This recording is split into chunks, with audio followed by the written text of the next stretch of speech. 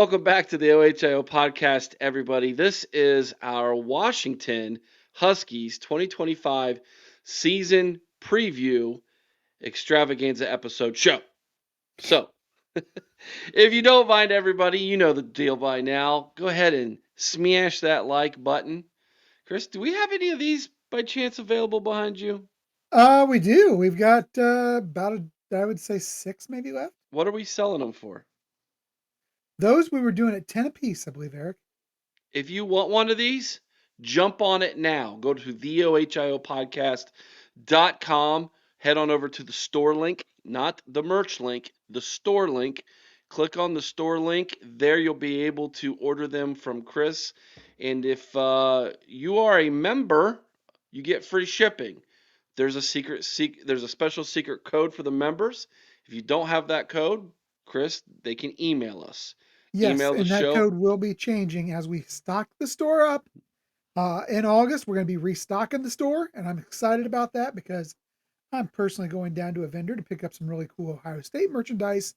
And I'm talking to Nice. Tony and a few others about some great podcast merchandise. Fantastic. Sounds great, everybody. So, a lot of good stuff going to be coming our way. But if you need the super secret code, email us at theohiopodcast@gmail.com. We'll be happy to share that free shipping code with you if you are indeed a member. If you want to become a member, hit the join link below us, man. It's only $3.99 a month. You get special content that's made just for you, for members only, and the magazine just around the corner. It's almost done, so we're super excited about that as well. Finally. All right, Chris, here we are, man. Washington. It is a time to talk about the Huskies. Let's dive right into it, brother. Let's not waste any time. Year number 2 of Coach Fish, team that Ohio State's going to get to know very closely this year. So, without any further ado, let's just jump right into it, man. Last year in 2024, the Huskies ended up going 6-6 during the regular season, 6-7 overall. They were 6-0 at home, Chris.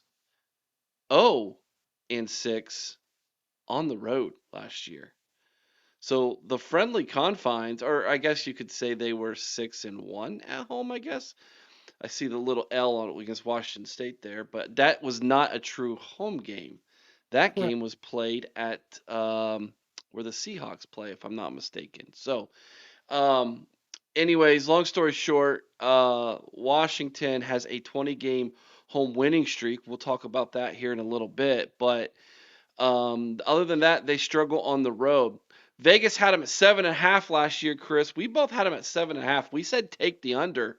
We were correct in our assumption by one game. We were correct.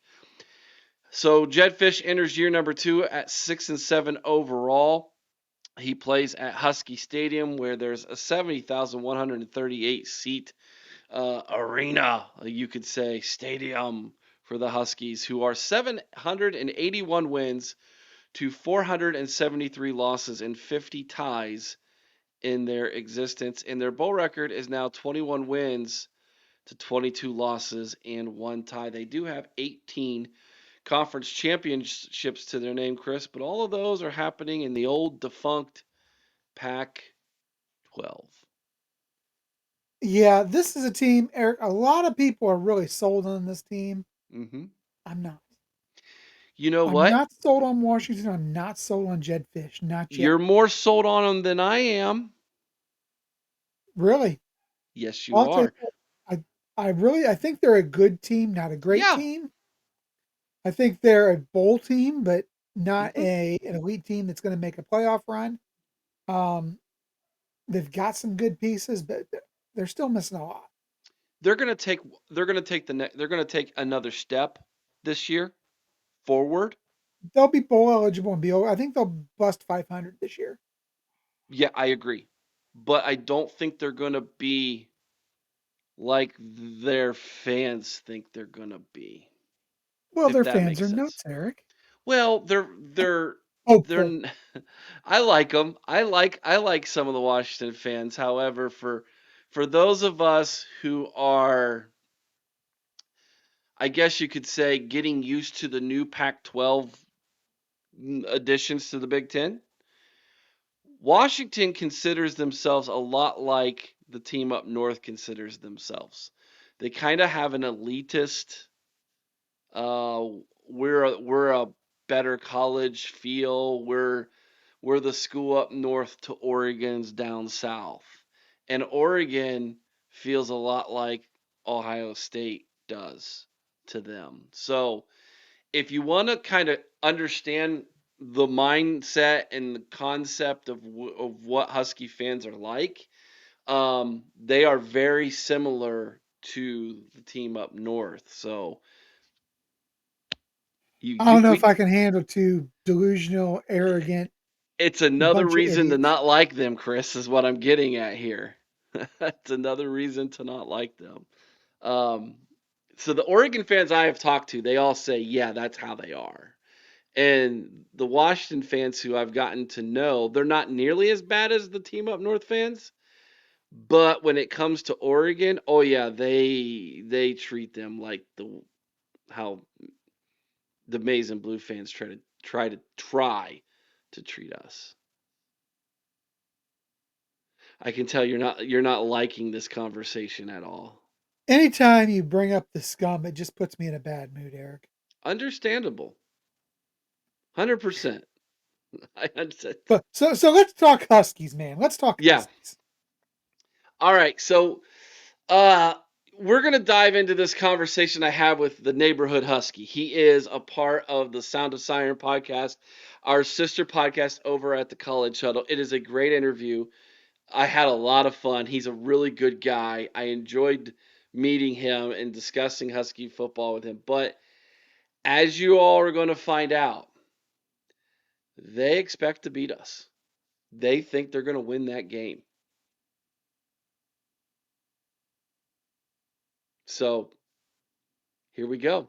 Enjoy. Sit back, enjoy this interview. I think you're all going to like it. And welcome back, everybody, to the OHL podcast. And I'm joined by the Neighborhood Husky from the Sound of Siren podcast. Welcome in, my man. Good to have you with us tonight. Appreciate you for having me, Eric. Appreciate you for having me. It's this I've been looking forward to this one. We've got Ohio State's got three really big road games this year. And the first one is going out to Seattle, Washington. A lot of fans are super excited about this. Last year's trip to Eugene, Oregon didn't go so well. I felt like we maybe had 1 second left on the clock in that game. I don't know. Not that I'm bitter. It all ended up being all right. But this year's West Coast road trip is one that Ohio State has made before. It's been a long time, but they've made it before. We've done some home and home series with Washington in the past, and looking forward to this one. It comes early in the schedule, which is interesting. It's going to be the Ohio State's first Big Ten game, and it happens to be the first real road test of the Julian Sain quarterback era, if indeed he's the starter, which we're all assuming he is. And this is going to be a hostile environment for him to have Yes, his it first is. road game in as a starter.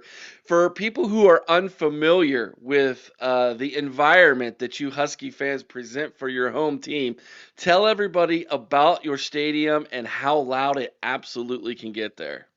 Oh man, so I think it was just recently broken, but over 130 decibels consistently for big games. Oh yeah, so we're on a 20 game home winning streak there, so it's a serious, it's a serious venue to play in. Known as the greatest setting. Not only is it a loud venue, it's a scenic venue, and I think that's where it gets its name from for sure. So all that are coming from Columbus or from around the country to support your Buckeyes, you're gonna be in for a well balanced show. That's a nice way to put that. Yeah, so some of our friends who are West Coasters who enjoy our podcast, they're actually going to be driving, or I guess riding a boat up to the stadium, which Yeah. I'm like, okay, there's maybe a handful of stadiums that can do this, and none of them are probably as beautiful as what it looks like there in Seattle at your. It's I, tailgate. I know Tennessee fans are going to disagree, but sorry guys, the river in Knoxville, Tennessee is not it's not the Pacific Ocean here, It's folks. not. It's not the Puget Sound at all. With the mountains as well, man. It's beautiful. Yeah, looking forward to that, my man. Let's dive into the offseason, year number 2, Jed Fish era. As a Husky fan and someone who has their thumb on the pulse of the fan base, w- tell me how the fans right now are feeling about Jed Fish going into year number 2, man. I think they're extremely confident just with the process. I think you kind of look at his Arizona tenure, and you can kind of see general progression from year over year. So I think generally Husky fans were a little bit disappointed with last year. I feel like Fish didn't meet the standard. I would say simple, easy games like Wazoo and Rutgers, albeit throughout the season we saw the road struggles. That early Rutgers win was still kind of tough. So I believe people felt like he underwhelmed year one, and kind of made up for it with the recruiting off season, kind of recruiting momentum that we haven't seen in a long time. But moving into this year, second year of DeMond Williams, second year in a program that typically has more talent than a program like Arizona, people are, I would say Husky fans are really pushing for contention. Not necessarily competing for the conference, but definitely pushing for contention late in the season. Excellent. You mentioned it, recruiting, some recruiting wins this offseason. Tell everybody what he's doing in the recruiting department and why you guys are feeling pretty good about that right now.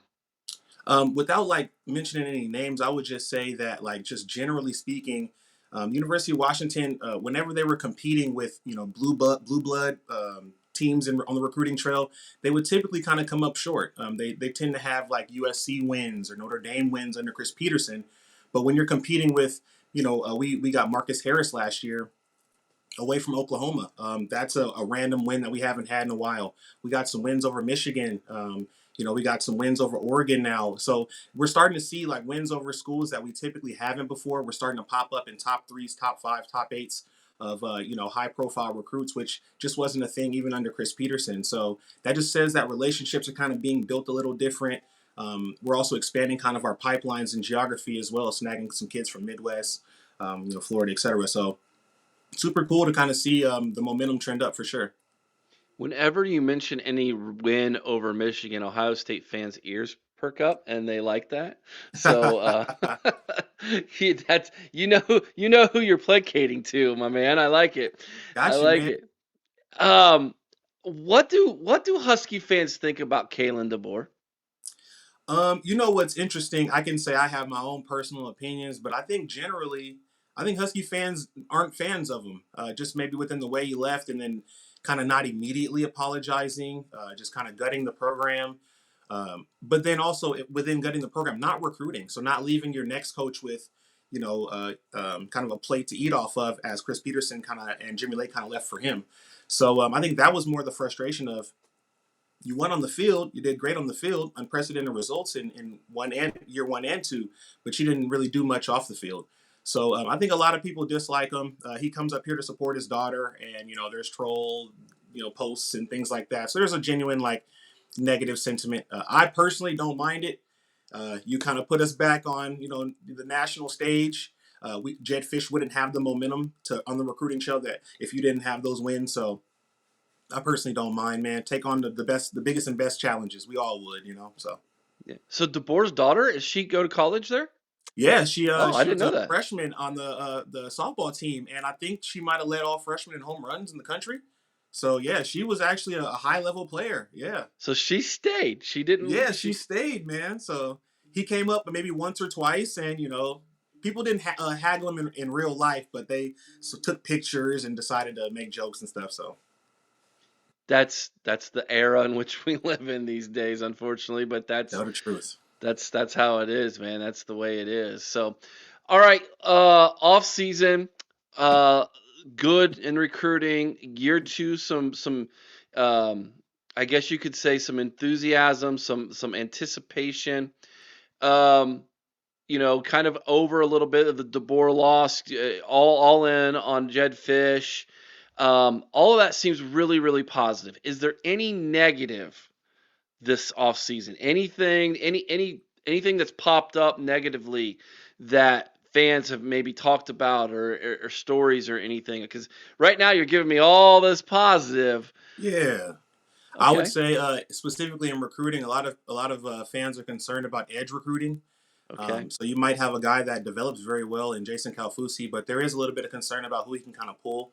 He's kind of lost some big names, Wilder to you guys as well. So yeah, he's kind of lost some big names, and now we're kind of down our board. So I think that's a concern. I think the road, playing on the road, is a concern, and you'll kind of see that come to fruition in some of my predictions. But playing on the road is still a concern. I think we get over some road woes this year, but we had 0 wins on the road last year, which obviously shouldn't happen. But yeah, so I think those are two key points: is maybe edge recruiting and then wins on the road. Quarterback depth. What happens if Damon goes down during the spring? We saw, I think it's Tulane transfer Kai Horton played very very well, but he's never been asked to carry a team in all 4 years of his collegiate career, even at Tulane. So kind of curious what happens there. So I would say those are probably top 3 that I'm kind of seeing. Okay. Let's dive into the roster. Let's take a Yes, sir. look at the depth chart here as far as the projected starters, and maybe if there's any positions where you feel there might be some competition. Let's start on the offense since you mentioned Damon Williams Jr. a couple times, the sophomore, talented sophomore dual threat quarterback.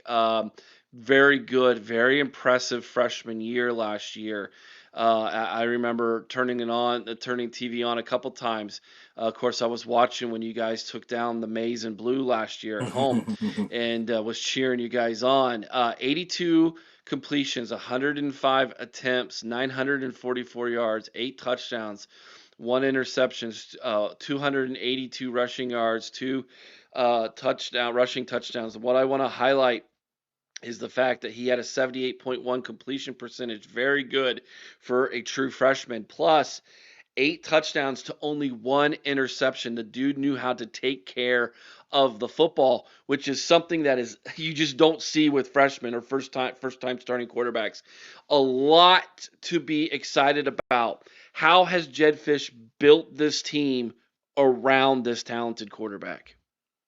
I think very well. I think moving into this season, I think surrounding cast was the priority here. Shoring up a defense and then making sure when you lose a guy like Steve Belichick, you replace him with somebody that can support your high-powered offense and actually help it take the next steps. So I feel like going out and grabbing Penn State's Amari Evans helps as well. You get injured tight end last year, Quentin Moore coming back to take over for Kaleki Latu. Tight end's going to be very important for a young guy. Big offensive line improvements. One thing you didn't mention is it's a negative element is I believe he took 20 to 21 sacks in I'd say 4 real games. So that's a lot. And I think his priority this year was getting bigger, getting stronger, and then making quicker decisions. So I think they really did a good job, specifically on the offensive line, of really making sure that Demond in the future will be able to execute this offense at a high level for sure. So you mentioned tight end Quentin Moore, getting him back, redshirt senior, so 5th-year senior for him. Jonah Coleman is back as well, talented running back, man, Yes, sir. for his senior year as well. Probably one of the better, more talented running backs in the Big Ten, in my opinion. Probably going to be either a first or second team All Big Ten, more than likely to start the season here. How much do you think they're going to lean on him in the running game, especially early on in the season? Or do you think this thing is going to be, hey, we've got time in at the quarterback, let's go and the hot hand that day, whatever's working, whether it's the passing attack or whether it's the running game? Um, I think the offense in general is just going to be like very well balanced. But the primary reason Jonah came back was to advance his skills as a pass catcher. So I do think that he's going to get more targets. It may not be in the backfield, as you can see throughout the season. He kind of was pushing 20 carries every single game. I think that actually continues, and I think the RB2 and RB3 get more of those backfield carries. But I think he starts to see an increase from I believe it was 23 catches last year. I think he sees a significant increase in his pass catching production. So I think Jonah Coleman's going to be fine. But I think the biggest question in the backfield is going to be how RB2 decides he wants to take a step forward, and that's true sophomore, came in the same class as Demond, true sophomore Adam Muhammad. We saw flashes of him. He had a prolific high school career, record-breaking high school career. But I kind of want to see some skill set improvements. Production's one thing, but I want to see some skill set improvements, some better vision, better burst, because he's going to really have to come into I'd say a serious role for our offense to kind of get moving, especially when our pass game may not be rolling.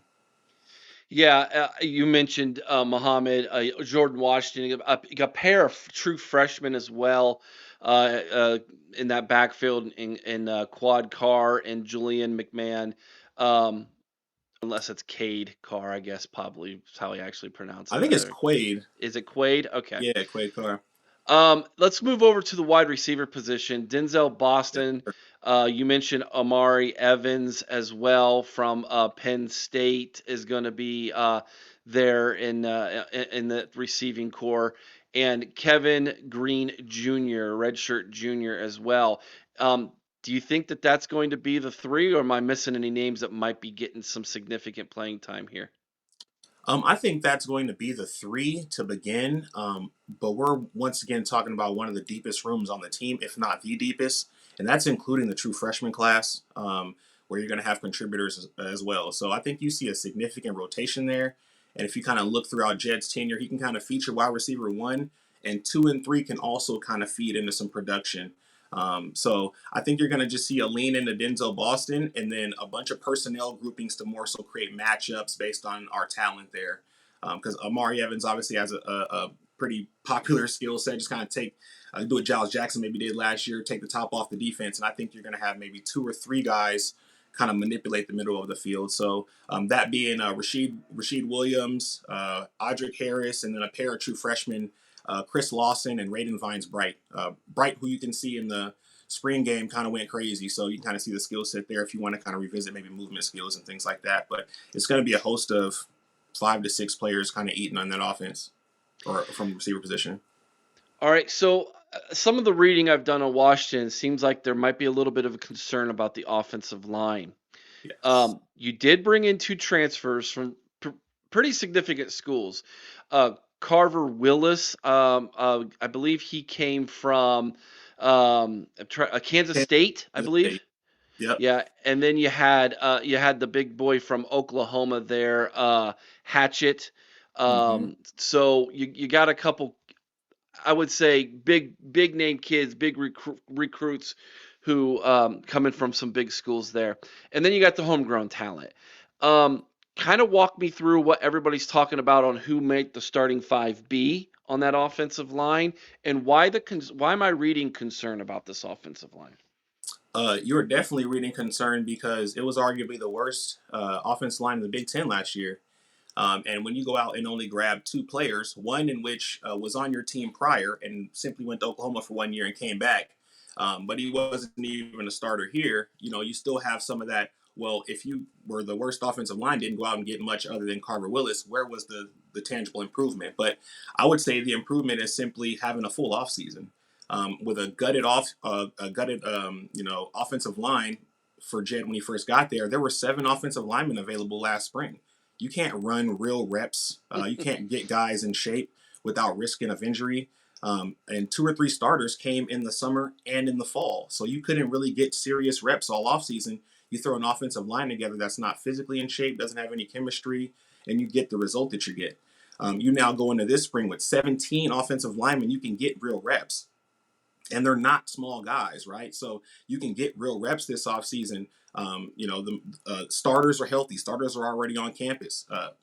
Jeff Fish went out and got Lance Ansar, who was the head strength and conditioning coach at Southern Miss, and came in strictly for the offensive line, which a lot of good programs do. So took a fine-tooth comb to that position to get them physically in shape as well.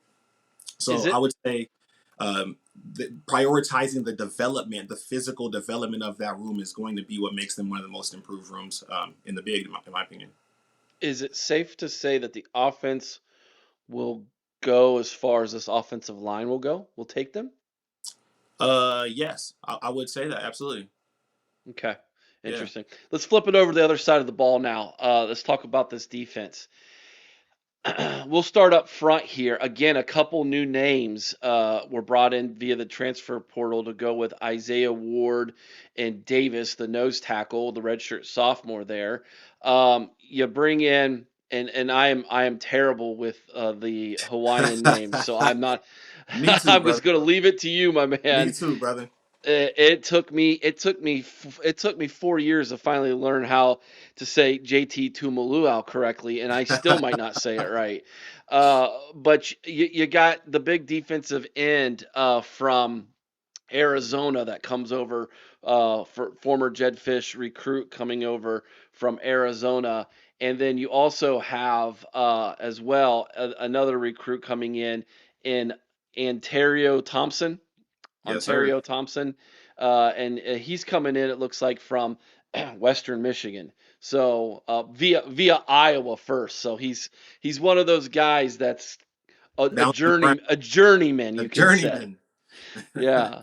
So talk to me about the defensive line and where we're at there, and if there are any concerns on that front. I would say I would start with the concerns. I would say just the experience of playing at a high level. A lot of things are banking on potential, and/or people staying healthy. You have a guy we brought in, Samote Pepa, from Utah, who was first team All Pac-12 in 2022, but hasn't really played serious football since then due to injuries. So you have high level players that you don't know what you're going to get from, and that's a nose tackle. But then you get a guy like Javen Parker coming off was playing his best ball since he's been on campus, but coming off an Achilles injury. So it's kind of two of your better guys will be kind of having to work themselves back in. But then you get a guy, I would say Bryce Butler, and to your point, Antero Thompson, who I think physically kind of changed their bodies and are definitely going to make a significant impact. Antero Thompson putting on about 10, 15 pounds to kind of play more of a versatile role in Ryan Walters' front. I'm pretty sure you guys are very familiar with his 5 down linemen. And if we have 7 to 10 guys that we can now rotate, Ryan Walters Ryan Walters scheme fits our personnel very well to kind of showcase a ton of interior defensive linemen. So those are a couple names: Ontario Thompson, Samote Pepa, and Bryce Butler is a JUCO guy that had to sit out last year due to personal family reasons, and he's kind of coming back with a vengeance. So that's a random name to kind of look out for our interior.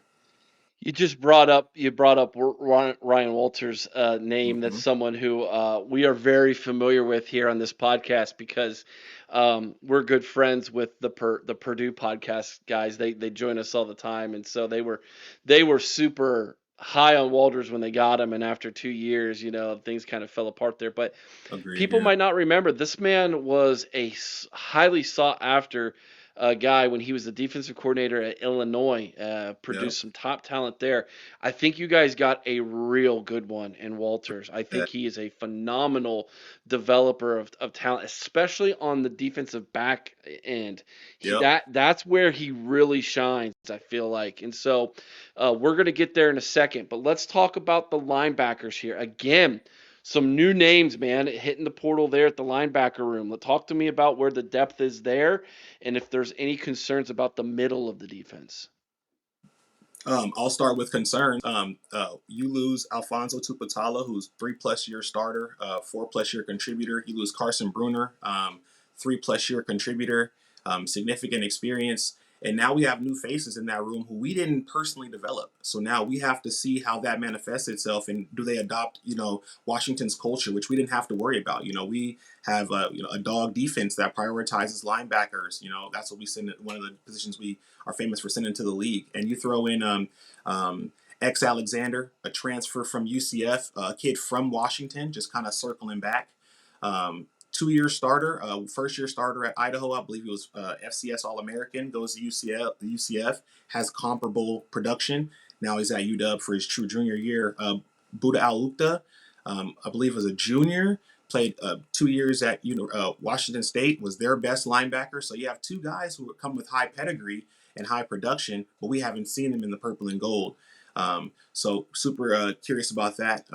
We have Jacob Manu as well, coming up from Arizona, highly productive, coming off an ACL tear. So it's probably only going to be available coming in like maybe October, November. So a position that we're very we have our eyes on. We're going to need some high level production in there to kind of fit and feel for that that defensive line.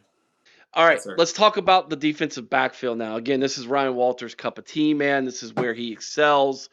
And this will be really interesting. You do bring in a couple transfers, one corner, one safety, but let's talk about the defensive backfield and what the expectations are there, and maybe who some of the starters are.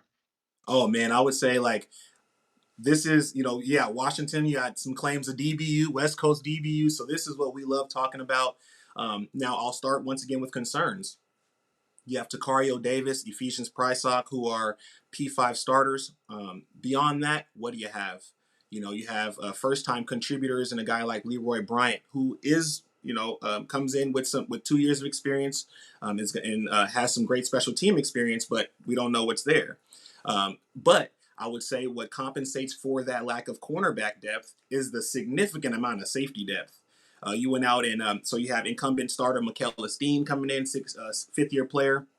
You got Alex McLaughlin coming in from Northern Arizona, who's a versatile front seven box kind of guy, can kind of align anywhere. And I know Ryan Walters is going to have a ton of fun lining him up everywhere. You got CJ Christian, who's a 3-year starter at FIU, highly productive, 80 tackles last year. So going to be coming from the center of the field and a sure tackler on the back end, 4 career interceptions. So a playmaker to his own right as well. So then breakout candidate, redshirt freshman, Rashawn Clark. That's a name that I would tell everybody to watch out for. Forcing fumbles, a ton of interceptions all spring. A+ athlete with A+ size, can play corner, can play slot, can play safety. So gonna really fight to keep. Ryan Walters is gonna have to really fight to keep him on the bench. So cornerback depth is looking a little shaky, but with this versatile kind of defense, we feel like you can mask it a little bit with the safeties a little bit. Excellent. All right, let's dive into the schedule now. Mm-hmm. This is always the funnest part. Now that we've made it Sure. through kind of some of the off season and some of the depth chart there. Here we go. Colorado State, UC Davis, no problem, 2-0. I don't think there's much conversation there. You get a bye week on September 13th. Then you're at Washington State for the Apple Cup. For Buckeye fans who don't know about the Apple Cup, explain to everybody about this rivalry and why this thing actually is very heated right now. We typically don't lose to no Coug, but last year just seemed real fluky. There's a lot of animus, in state. I would say it's tough to really, really be super mad at your little brother seriously and take him serious. But whenever we lose to the Cougars, the following year has to be, BTA. And I'll let you guys figure that out. The following year has to be that. There's no ifs, ands, or buts. And we talked about those road woes. This is the first road woe I think we finally get over and kind of sets a tone for a little bit of the season for sure. Yeah. I'm sure that there is still some animosity there on their part for you guys Yeah. leaving and going to the Big Ten as well. There is, but at the end of the day, just personally, those are things I can't, I didn't really get involved in. You had some of the UW fans kind of digging their heels into it, but I think overall, it's just a sad reality in general that a lot of these rivalries kind of get stung or have to come to an end or whatnot. And now some people are backing out of long 100-year rivalries and things like that. And so I'm more of a fan of the fact that we have to maintain this rivalry and this relationship for the next few years. So I would say there's no animus coming from me. It's typically from them, and they're mad that we left. But when you're presented with not too many options, you got to take the best one for you. So uh, Was that the neighborhood Husky throwing a little shade at the USC Trojans a little bit there? a little bit, man. You know what I'm saying?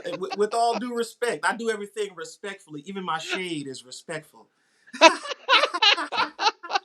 We do it for the neighborhood, man. We do it for everybody. I love it. I love it. September 27th. I am sure you got this one circled, my man. I definitely do. And you are probably an awesome Ohio State fan. I have run into some interesting ones that have kind of built a lot more confidence in this game, man. I got we might have to have some conversation after this one. But Okay. I got this one circled, brother. I I got this I'm one sure circled you as a do. W.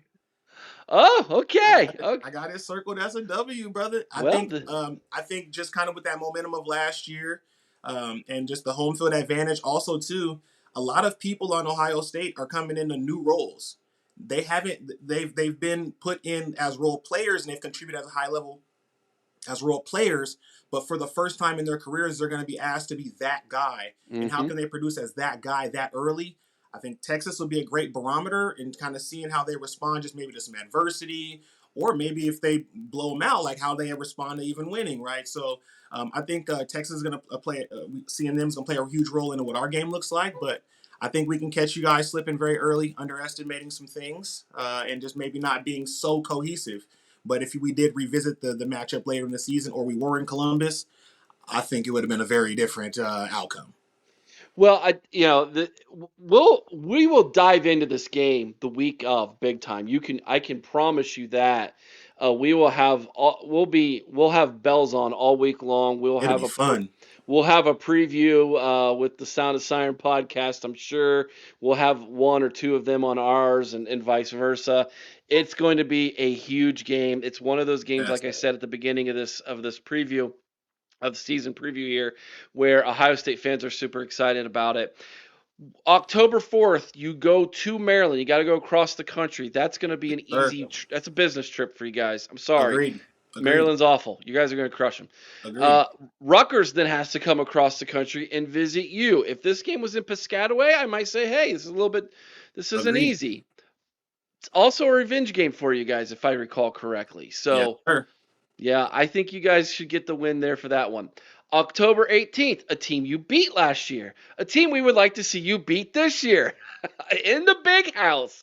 October 18th. Talk to me about that one, man. Yeah, man. I was out there in 2021 in Ann Arbor when we got our tails kicked. And to be honest, I think something similar happens this go around as well. I think this is where that road kind of momentum stops, and I think this is a little bit much for Jed and Co to kind of pull off year two. You showed significant road woes last year. I'm only going to have a little bit of faith in it based on the opponent. I got this as a nail, and hopefully not by a lot, but yeah. I hope you should be more confident than that. It's the road, man. You lose the Rutgers on the road, man. Well, that was year one, and Piscataway's not an easy place to play. It's at night too. It was a night game. Was it a Friday night game? Yep, Friday night game. Yeah. Yep. So we had a lot of bad things rolling in our favor. So yeah, there was some bad mojo that night. But this one is gonna. I don't know, man. I feel like this game's gonna be a win for you. I do. Michigan's personnel is not better, in my opinion, than like way better than last year. But it's just the road thing is just so tough to really have a ton of confidence in. Yeah. Before we move on, if Michigan gets sanctioned and they have to remove or the NCAA no longer accepts their national championship, are you guys gonna hang a banner? Please tell me you're gonna hang a banner. Look, I'm gonna tell you right now, I would. I don't care. I don't care about what they gonna. Yes, I would. We earned that. We cardiac kid that whole season.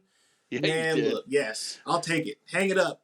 Give it to me at least. If you ain't hanging it up, I'll hang it up in the house somewhere. It's going to the neighborhood, man. It's going to the neighborhood. All y'all can come and take a tour. Come see the participation trophy, the second place ribbon. It's got to be in silver. Second place, baby. I'll take it.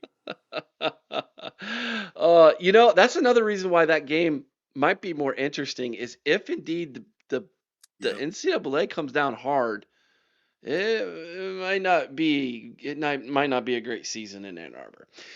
October 25th. This is going to be the most difficult trip Illinois has all season. Most of them, they have some difficult games. They have two tough games. They go to Bloomington, Indiana, early in the season, what's going to be a big game, and then they go to Seattle, Washington. Ohio State has to go to Champaign, Illinois, this year, which I have circled as a possible loss for us. Mm, We okay. don't play well in Champaign, Illinois, and for Okay. some reason, I think Illinois they got the most returning production in the conference. Number one, they've got a coach who knows how to win and muck up games. Agree. And so I feel like Illinois is kind of going to be a team that's going to jump up and surprise a lot of people. But if they're going to do it, they're going to have to go in Seattle and they're going to have to win this football game. Tell me why Illinois is going to lose this game. Illinois is going to lose this game because their return in production is fool's gold. Their return in production is their offensive line, is their quarterback, and is their backup running backs. You lost significant production from guys like Pat Bryant, Zachary Spears, and then on defense, Seth Coleman. Those were your best players. Those guys went and, are signed on NFL teams now. And you replace them with guys that you're banking on internal development. So you didn't go out in the portal and recruit at a high level. You didn't go in high school and recruit at a high level. You're banking on guys to step up that were underclassmen. Now they most definitely can, but that's a significant drop off from Pat Bryant and Zachary Spears that support Altemeyer. So I think Altemeyer will have to carry that team. That offensive line will have to carry that team, and I think that spells for scoring struggles. Especially on the road. I think they're going to be able to muck up games, but I think they're definitely fool's gold. They're not going to be able to lean on anybody in the run game. They're not going to be able to be explosive enough in the pass game. They may even lose games they're not supposed to. And I think this game is one that I think we actually win pretty handily, to be honest. Second bye comes on November 1st. Your November schedule starts on the road in Madison, Wisconsin. Jump around. Get to go down there to Whiskey. Now, I'm sure you know Wisconsin's schedule is brutal with a capital B. Yep. At this point, I'm wondering if Luke Fickle his hair is still on the top of his head at this point in the season. Poor guy. Big Luke Fickle fan, former Buckeye. Again, this is another road trip where you guys might be able to win this football game. Maybe should win this football game. Mm-hmm. Purdue at home. That's a W. at UCLA. Now, this is an improved UCLA team with Nico at quarterback. Saw him up close and personal last year in the Horseshoe. It was not his fault Tennessee lost that football game. It was everybody else around him. Mm-hmm. Wasn't his. And UCLA feeling pretty good about their chances of maybe getting to a bowl game this year. Talk to me about this old Pac-12 rivalry going down to the Rose Bowl here. And I'm so glad you used the word rivalry. I think this is one of the most underrated Washington opponents. Everybody talks about Oregon. We have, 13, 12 wins over Oregon historically. We are actually below 500 versus UCLA. So they've traditionally been a team that has had our number. And once again, this is a road game. And I think this is another game where I think we take an L here. I think this is one of those mucked up games that Deshaun Foster has, one of those grinded out games, last minute field goal type, last minute touchdown type games. One that we probably should win. It looks like we should win, but I think UCLA pulls out, and I do think that road element does rear up to bite us.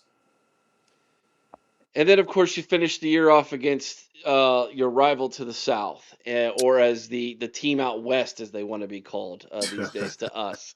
2023, you guys beat them not once, but you took care of them twice in dramatic fashion both times. Mm-hmm. Last year, a little bit of a different story for Jed Fish. Can he tap into what you guys were able to do in 2023? This is not the same Oregon team as last year. I think that they've been kind of quiet this offseason. I think maybe licking their wounds a little bit from going into the college football playoff number 1 and then getting their butts handed to them by the Buckeyes in the Rose Bowl. I mean, that was that was demasculating. And I think this offseason, I'm sure you did. Loved it. I love it. I feel like this offseason they haven't chirped as much as they did at this time last year. Maybe it's different because they chirp at you guys all the time, kind of similar to what we get with the team up north and from Ann Arbor as Buckeye fans. But talk to me about this rivalry. Talk to me about this game. How important is this game for Jedfish? And it's at home.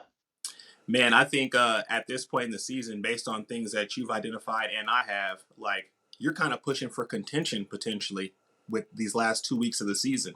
So that UCLA loss would be big, and this Oregon win and/or loss would be big, right? So I think there's just they go into this game with a lot on the line. I think it's heavy marketed, but in regards to the rivalry, man, there's a lot of vitriol. They're terrible winners and they're sore losers.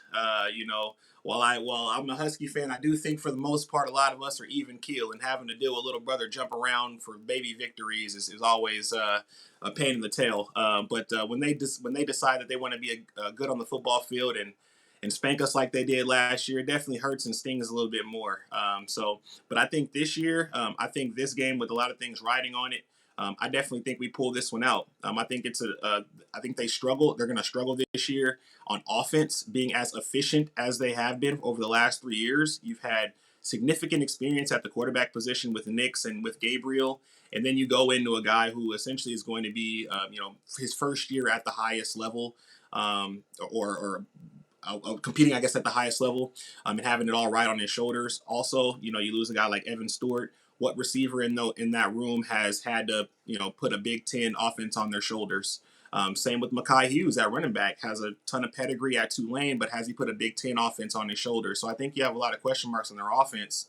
And one thing I think we're definitely going to do is score. So I think they're going to struggle on offense. Their defensive front is going to be elite. But I think this is going to be a rock'em sock'em game, and we get that dub, man. So you guys you got the season at 10-2. Am I right? No, you skipped over Wisconsin as a win, and I have it as a loss. Oh, you're not going to lose that game. You can say that all you want, but did Oregon go in there and struggle with Camp Randall? They did. They did. Yeah. And they had a much better team. Oregon had a much better team last year. Wisconsin had a worse team than they have this year.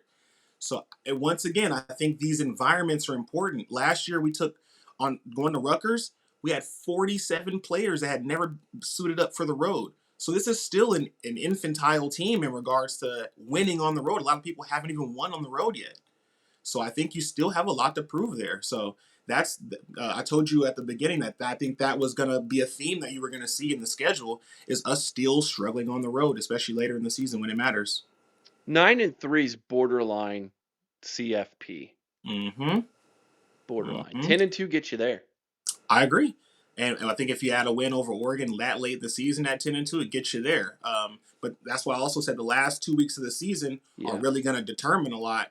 That UCLA game, a team that typically kind of finds a way to beat you, and then Oregon that over the last 20-ish years has kind of had your numbers. So I think if you win one or two of those games, you're at 9-3. If you win both of them, you're at 10-2, and now you're in yourself a position in the CFP. Give me your absolute everything goes wrong, basement floor, worst case scenario record for you guys this year. I think that's 7-5, like worst case scenario. That's you kind of doing the same thing last year, losing all your road games, including like a Wazoo game, or maybe stumbling at home versus somebody. Obviously, Ohio State I had them as a win. That could obviously be the other way. So I say 7-5. And is 10-2 the ceiling? I think 10-2 is the ceiling. I think anything above that is just, I think you kind of got the purple tinted glasses on for sure. Well, hey, listen, we wear scarlet gray glasses around here, so I mean, I get you. It's all good. I'll start. I got the hint. I'll start later. I'll start next time. There we go. There we go. Fantastic, man. Oh, where'd he go? There he is. Fantastic. Appreciate that. Everything there. Great information. Tell everybody where they can find your podcast, my friend. Obviously, if there's a Washington fan who stumbled on this and they haven't heard of you and they loved what they heard, or maybe some Buckeye fans absolutely enjoyed this conversation and they want to hear you talk some more, my man, where can they find you guys at?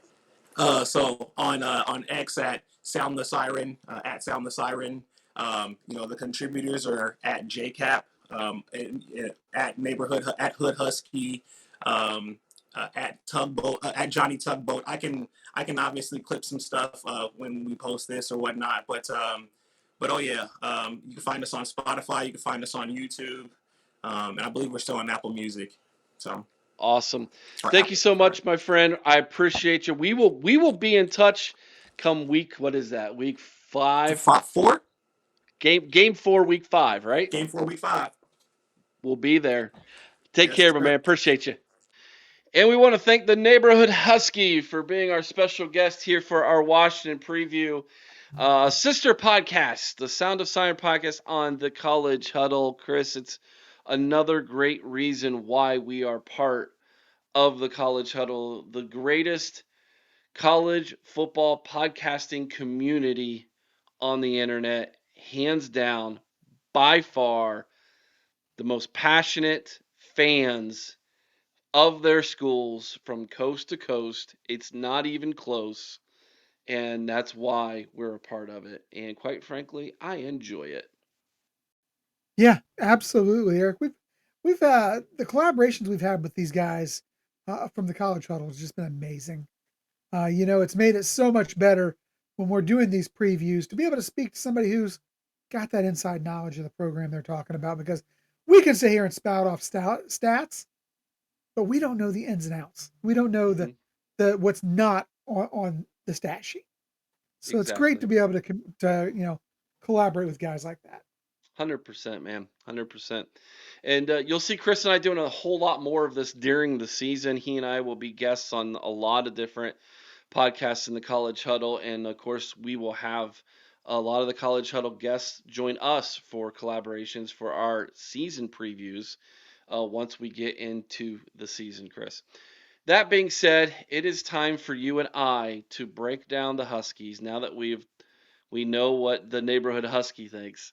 It's time for us to break down their team, their season, their schedule, and give all of you our prediction for how we think the Huskies are going to perform in 2025. So here we go, Chris. Once again, Vegas has put the odds at 7.5. 7.5 game odds for the Huskies in 2025. They start the season off with a pair of games, Chris, that they obviously should and need to win in Colorado State and UC Davis. No reason why they won't win both of those at home and run their home winning streak to, I guess, 22. Then there's a bye week. Then they've got the in-state rival, Washington State, again. This is considered a road game, just like last year's was considered a home game, but it really truly wasn't because it wasn't at Husky Stadium. Neither is this one. They really expect and want Jed Fish to make up this loss that they had against Washington State last year in the Apple Cup. I expect them to do the same. I think they get that win. I agree 100% with that. I think they've got that one. Then we have a bye week, or excuse me, we had the bye week before the Apple Cup. My apologies. Then the big one, dude. The the big home game against Ohio State. Chris, this one, um, I remember in the mid '90s, like I brought up with the Neighborhood Husky. I remember Ryan's team. I think it was '95. Went out to Seattle.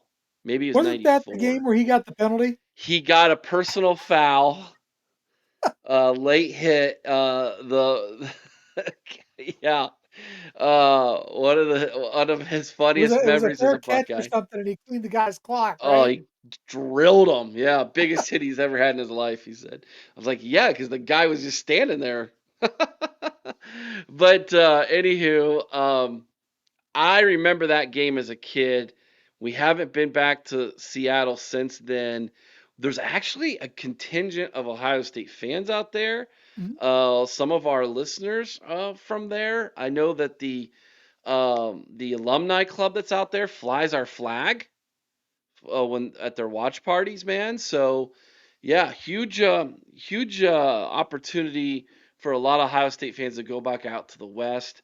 Man, I tell you, if I didn't have work the week before where I was going to Missouri, I might consider going out, man, for that one, flying out there. That would be a Oh, lot I'd of love to fun. go, but I'm pretty sure that I'm not going to lie. My wife would put me in an early grave if I spent the money to fly out to Washington for a football game. They have package deals that aren't too shabby. Yeah. I was looking them up the other day. Tickets and fly and hotel and I mean, don't get me wrong, it's still expensive, but um, yeah, it would be cool. Either way, that's going to be a big game. I fully expect that to be a prime time game. It's probably going to be a 7:30 kick, which means it's a 4:30 kick out there. So Well, it's going here's the thing, though. If I'm not mistaken, I think Penn State, Oregon, and Alabama has a big game that same day, and they are both 7:30 kicks. to. It won't be pushed to 10:30, will it? Could be a 3:30. Which means it's a noon kick out there. Um, of Hey, that's course. what we do. Yeah, right. It's noon somewhere. All right, October 4th, they're at Maryland. That's going to be a win. Yeah. October 10th, they get Rutgers at home. That's going to be a win. October 18th, they go to Ann Arbor. Chris, you say they lose this game. Yeah. Yeah. Um I think they lose it as well. I think the trip coming this way probably going to be a little bit much on them. I also think that by that point, you're going to see a Michigan team that's starting to play a little bit better ball. I think you'll see Underwood a little more settled by that point because you're talking halfway through the season at this point.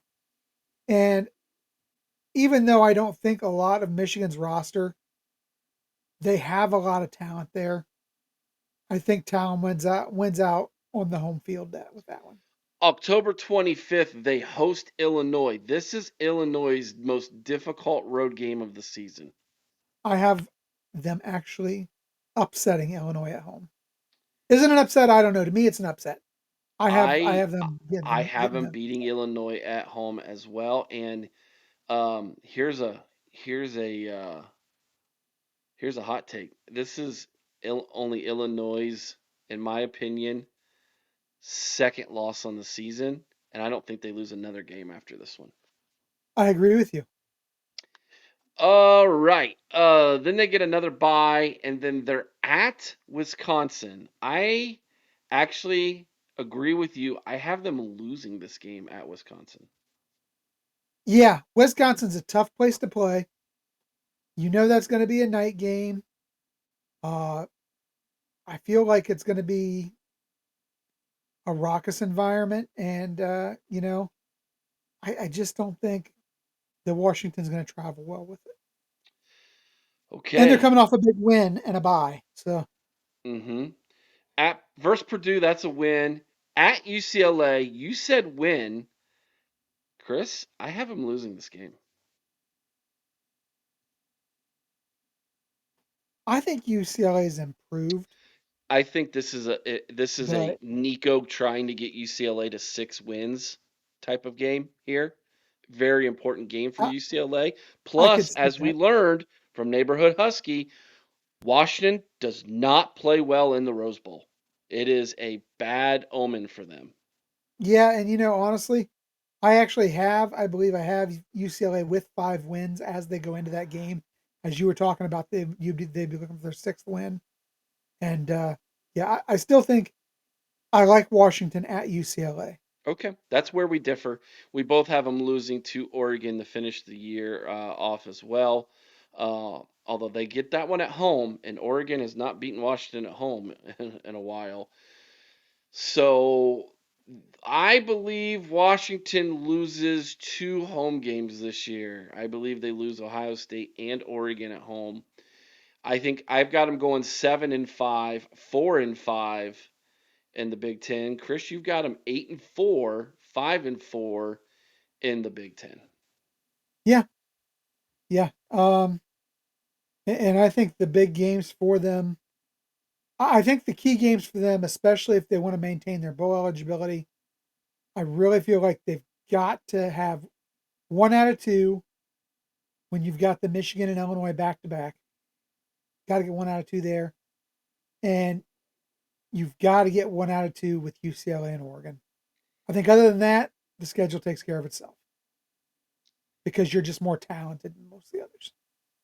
Vegas is 7.5. Chris, you and I both right there. Yeah, I'm staying away from this one, Eric.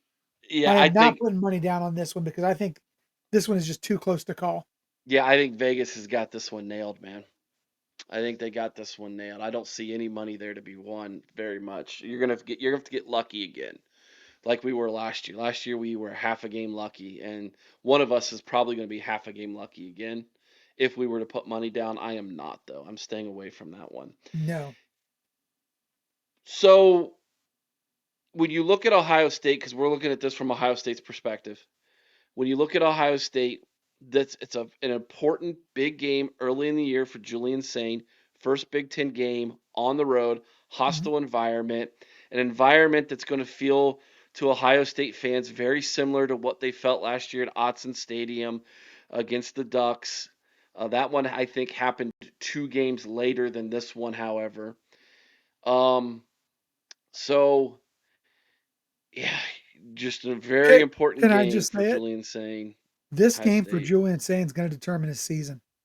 It really might. Because Let's I'll tell you let's right now, if they go in and lose to Washington, I don't know. I think we're going to lose to Illinois at Illinois. I could be wrong. I hope I'm wrong, but that is my pick. That is the one pick I've got them losing this year. And it doesn't bode well if you lose to Washington and then lose to Illinois as I've predicted. You still got to go to Michigan, yeah, and you're not showing yourself to be very good on the road at that point. yeah. Although they took down the Wolverines last year at home. Hmm? They did beat them last year. And I No, that was no, no, I'm in talking my about Ohio opinion, State.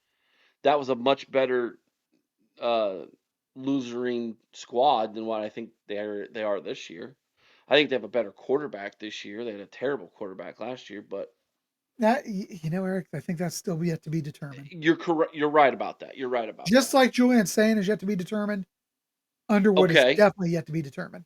let's talk about that, Chris, since you brought it up.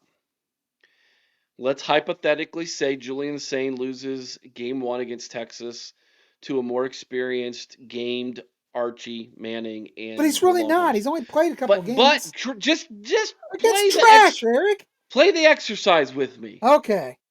All right, let's say Ohio State drops the opener. Hmm? We go into Washington. Julian Sain gets rattled. We lose there. This is a 2-2 Ohio State team with losses to Texas at home and Washington on the road. What happens to Julian Sain, Ryan Day, and this fan base? Well, I'll tell you what happens to Ryan Day. This fan base goes absolutely freaking nuts again. I don't know if it goes quite as nuts as we were at the end of last regular season, but I'll tell you what, it's going to get close.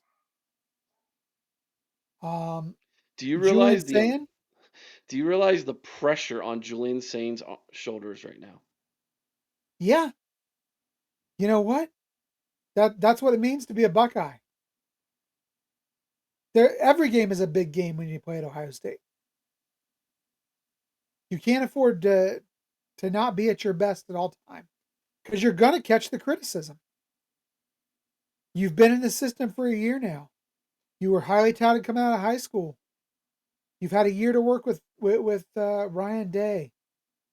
You've had a year to work in this offense. There's no excuses. I mean, it's different than what we saw somewhat, anyhow, with Lincoln Keenholz when he got thrust into that Cotton Bowl game. Mm-hmm. Because in that game, he was not prepared. I blame the No, coaching staff for that. He had 100%. not seen any real reps. He wasn't getting any game time. Julian saying limited game time, but he was taking second team reps, Eric. He was the number 2 guy last year. To me, it's completely different. Julian Sain has to come in and do the job and do it well. And I'll tell you right now, if we are not at worst The worst we can be going into Illinois is 5-1. I agree. Anything under that, I don't know that Julian Sand is still the starting quarterback. Ooh. TSA time? Do you just bite the bullet, put the freshman in, go? I think you do. I don't know about that. If you, Oh if you, man, if you, I'll tell you, if we suffer a second win and we still have Penn State, Michigan, feisty Rutgers team, Wisconsin. a trip to Wisconsin, UCLA, they're from Los Angeles. We still have those types of teams on the schedule, and we've already suffered 2 losses. Yeah, it's time to put the kid in there and see what happens. Get him those precious snaps. Wow, All that being said, I don't think that happens. This conversation turned dark fast. Like, share, All that being subscribe. said, though, I don't think that happens, Eric. Like, share, subscribe. Let us know what you think about what we think down in the comments section below. Now, to be clear, neither one of us is predicting that to happen, but Yeah. I wanted to have that conversation to see what dark corners of the reaches of Chris's mind we could unlock. And as you saw, there's a lot of vinegar and anger there. So we need to stay I'm away. not angry. That's where places like Dave Portnoy and Tony Petiti and Jim Harbaugh and all of Connor Stallions, and that's where they all hang out in the reaches of Chris's mind. It's dark. It's very dark there. All right, Husky fans. Hopefully you enjoyed this, the little perspective from a couple Buckeyes. We're looking forward to invading Seattle, Washington in week number 4 of the season. So hang tight. We will be there this year with bells on, as they say. Let us know what you all think down in the comment section below. Next up is Iowa. At the end of this week, we're talking Kirk Ferentz, his 150th birthday season coaching for the Hawkeyes. We're going to talk a little bit Iowa football at the end of this week, everybody. Make sure you tune in for that. Till next time, be kind one another. Iowa Someone's OH, St. Carmen, Ohio, with all your heart. Christian, what to do? OH. I know.